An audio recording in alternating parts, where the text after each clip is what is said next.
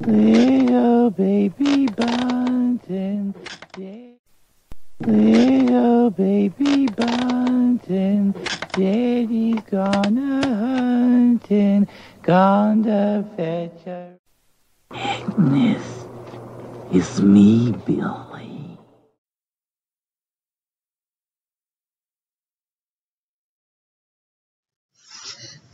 Welcome back for day 20 of the 31 Days of Christmas Horror Movies.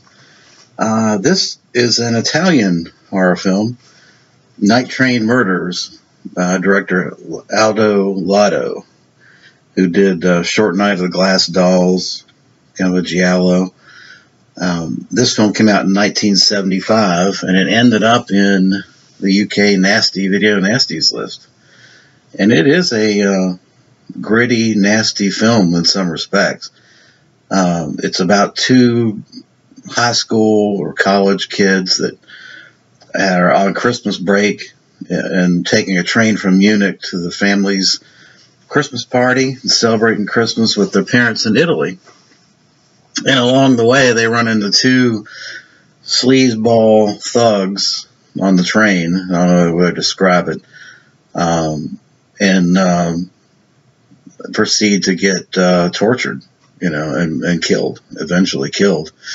The film has the scores, has Morricone doing the score. Ennio Morricone did a great score, with the exception of the opening and ending song. It's horrible. I mean, I don't know how to describe it other than it sounds like, if you know Tiny Tim, Tiptoe Through the Tulips, imagine Tiny Tim, but worse. It's like chalk on a chalkboard. It's just the high notes that the guy hits. It just goes down your back. It's like, oh my God. I hope, Ennio Morricone's done some wonderful scores, but I hope he had nothing to do with that opening and ending song. Oh my God.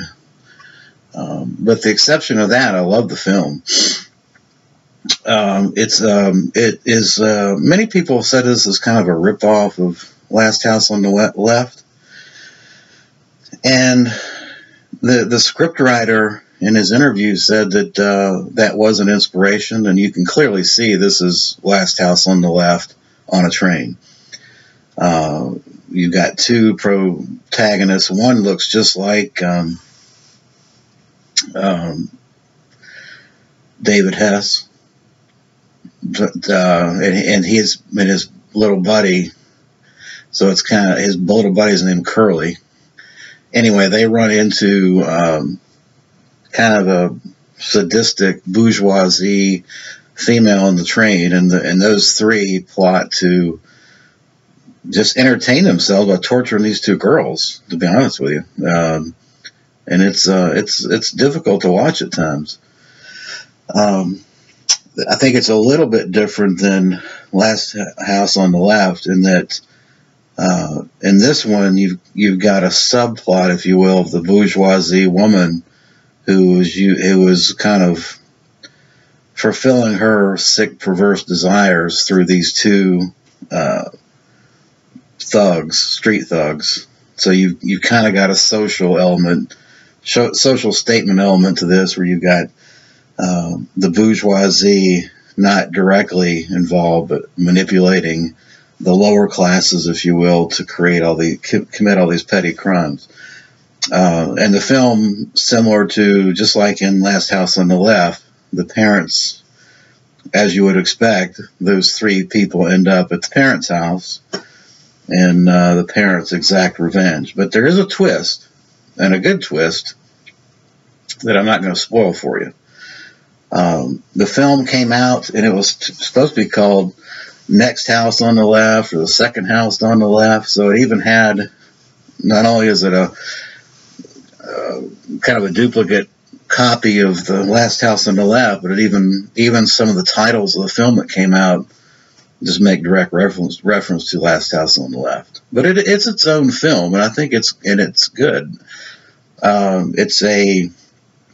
I think Aldo, as the director, takes what is Wes Craven's film is kind of a low budget gritty, grimy, nasty feeling kind of movie.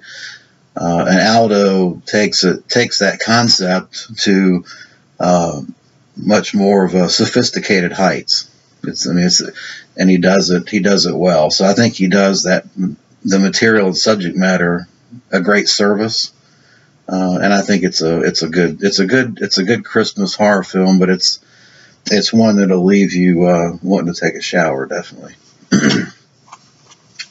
This is a Blue Underground release, and it has a 15-minute interview with the director, which I was very interested in.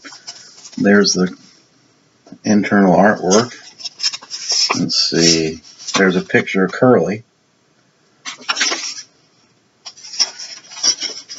Yeah, so if you like Last House on the Left, and you want to see Last House on the Left type material with kind of an Italian sophisticated flair to it, then I think the Night Train Murderers is your film.